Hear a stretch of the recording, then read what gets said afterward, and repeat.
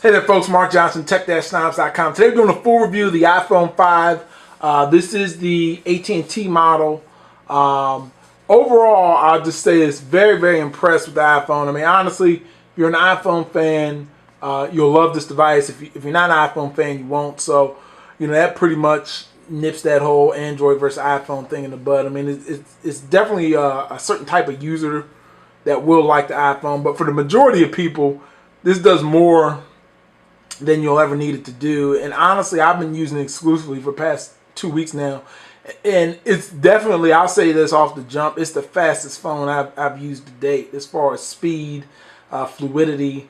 I'm clicking on applications. I mean, everything is literally just instant as soon as I click on it, and that's just definitely something that has a lot to be said for the A6 processor that Apple's put in here. I'm doing this on LTE now, and as you can see, just everything it just flies. I mean, jumping on, if I click on a link, everything loads up very quickly. Literally, I can't recall really even seeing any type of lag while using the device, but I'm gonna go ahead and do a quick speed test and see what we get as far as speeds go. But I've seen some crazy speeds on this device, and let's see what we get now.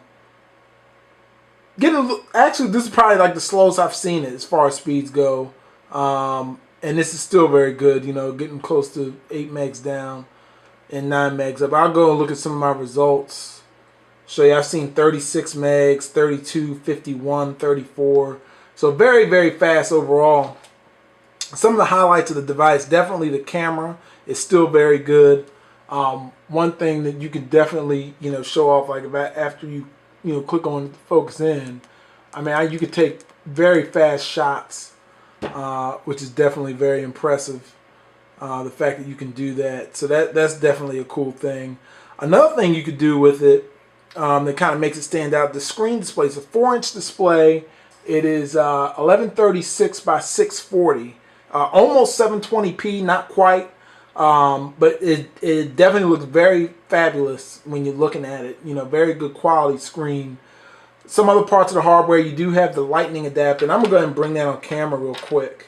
A lot of controversy over this. I mean, I like the concept of it, but let's be honest. I mean, it is a money grab in a lot of respects. I mean, the fact is that this little adapter is very small.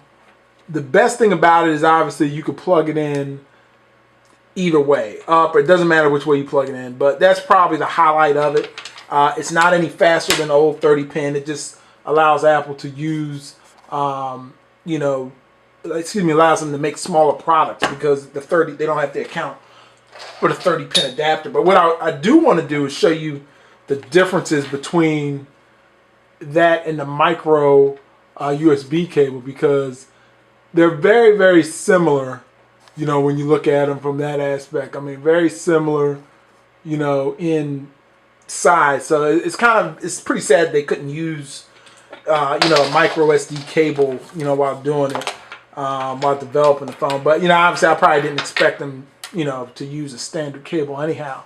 And then here are the EarPods. I mean, the EarPods, I definitely like these much better than the old headsets that used to come with the old iPhones and iPod Touches.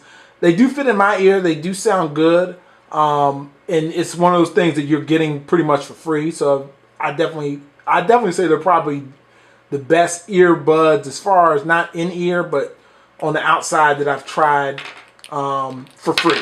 So that you can kind of take that for what it is. But back to the phone itself. I mean, overall, it's an iPhone. I mean, there's really nothing really majorly different from this device than any device before it. It's really just more so the speed. It's got the LTE. It's got a bigger display, and that's really pretty much the gist of it. The camera's a little bit better, but when like I said, go on the web pages. Let's go to Tech Snobs and see how that pulls up. Everything just flies. And that's just definitely a big, perk, because, if you're impatient like me sometimes, it's like one of those things where you're going to want the fastest thing possible, and this is definitely is that as far as when it comes to smartphones at the current moment. So yeah, everything loads up quick. Definitely check the site out, tech-snobs.com. I'm going to be doing some more tests with the iPhone 5. Going to compare it to the 4S. Going to look at some other things. But, you know, all the features are pretty much the same. We'll pull into the big maps thing. I know there was a lot of controversy with that. So let's see if we can go into New York. If I can, let's click on Coney Island.